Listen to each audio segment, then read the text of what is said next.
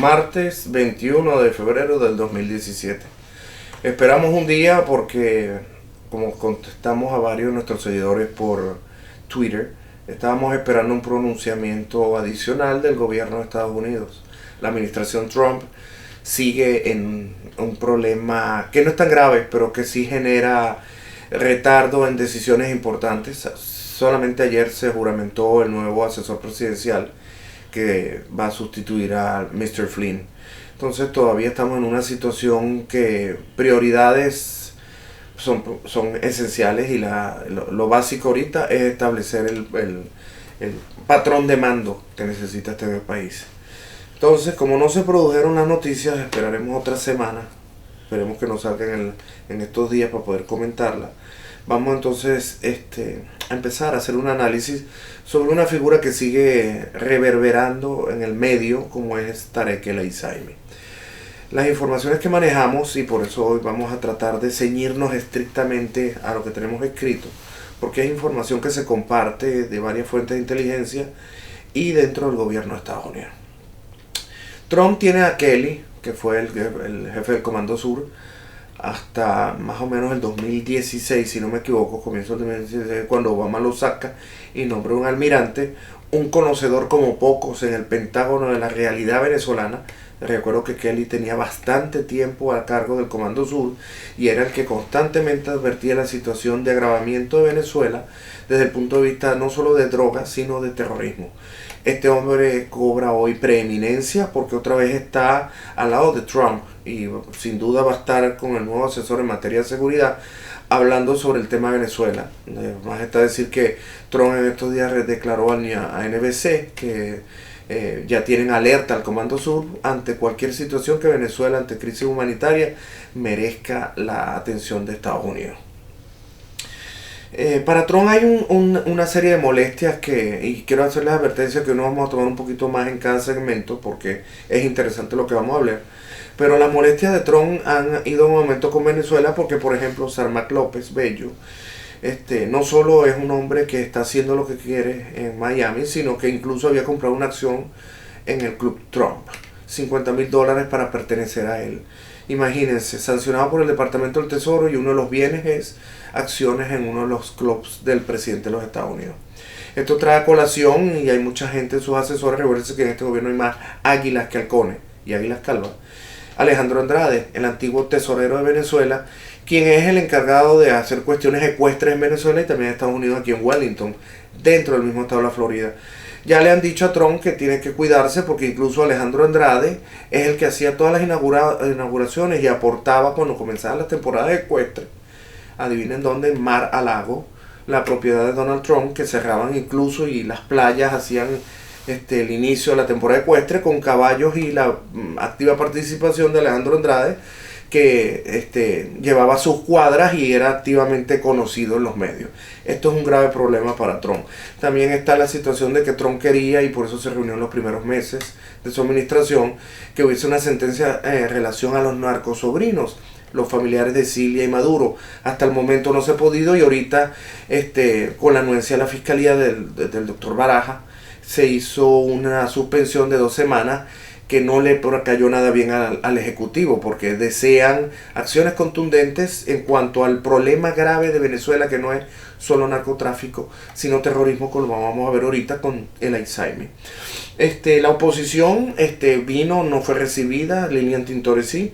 Hay una información de inteligencia que habla de una sanción para gente de la oposición. Creo que por eso se están deslindando incluso en Venezuela. COPEI, la gente de Carabobo, Jesús Ganem renunció. UNT está declaradamente con el gobierno al lado de Manuel Rosales. Y en todo esto juega un papel preponderante José Vicente Rangel y su hijo, como vamos a ver, José Vicente Rangel Avalos y William Roperti. Obama durante toda su gestión y al final de los años tapó con Chano, ya lo hemos dicho en varios programas, todo lo que era lo relativo a Venezuela. Hasta el nombramiento de la vicepresidencia, que fue un grave timbrazo para Estados Unidos, que era una campanada grave, porque acuérdense que sobre Tarek hay advertencias desde el 2005 sobre terrorismo, no solo a nivel de drogas, sino terrorismo incluso desde Argentina y desde Inglaterra. No puede ser que en este país donde una persona hace una transacción de $100,000 y es seguida, existe una persona que compra cash una hacienda de 16.5 millones de dólares y otra por 4 millones de dólares. En un año, esa misma persona a través de su empresa hizo una adquisición de 20 millones de dólares en efectivo y ninguna alarma se activó. Obviamente tiene que haber una complicidad interna, obviamente tiene que haber, porque por más que declares, usted no puede decir que compró 16 millones de dólares cash entregándolos en una operación sin que despierte la sospecha. Conozco gente que se ha comprado una casa y le tienen el cheque retenido 2 meses porque el Tesoro y el IRS investiga. No puede ser que el testaferro del señor Al-Aissami, que es el señor Sarmak López Bello, haya adquirido con 20 millones de dólares cash de las dos que son más prominentes y el gobierno federal no haya hecho nada. Es muy grave.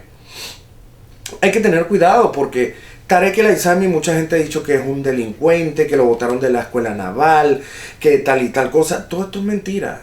El papá, y aquí vamos a empezar a tomarnos nuestro tiempo y les pido paciencia por la información es de primera.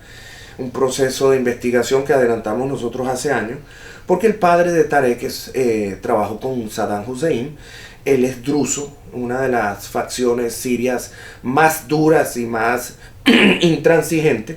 De hecho, está casado con Riyada Rudi Amer Mas, que es drusa. Recuerden que los drusos no permiten mezcla de sangre, así que entre ellos son familiares. Su tío es Adnan El-Mas, un prominente empresario venezolano que se hizo próspero después de que se casó su sobrina con Tarek El-Aissami.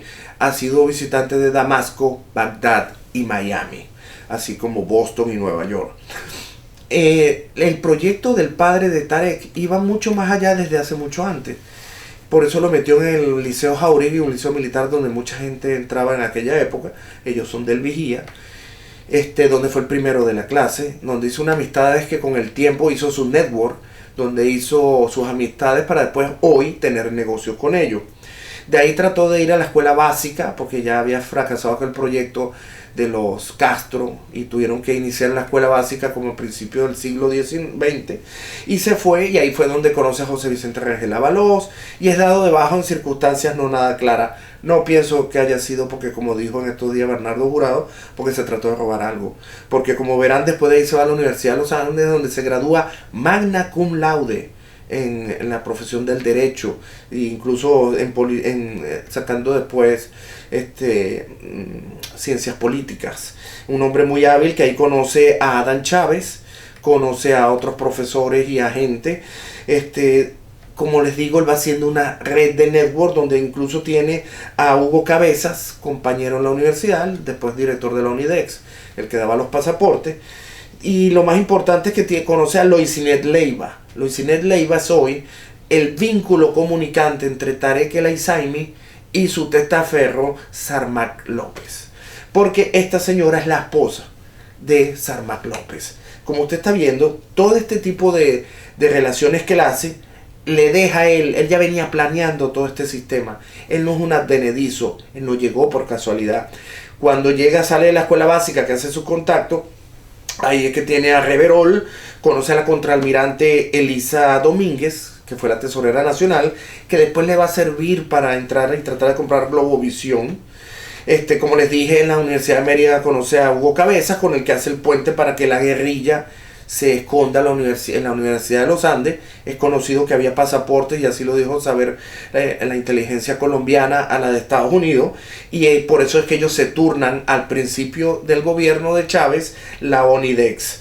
Y con Sarmak López, que después termina siendo el esposo de Loisinet, trata de comprar la cadena Capriles y empieza con el negocio de Pudreval, donde después estará con Padrino López y Miguel Rodríguez Torres, que manejaron la comida y enterraban y botaban los pollos. Bueno, eso era todo un proyecto de Tarek El-Aissami.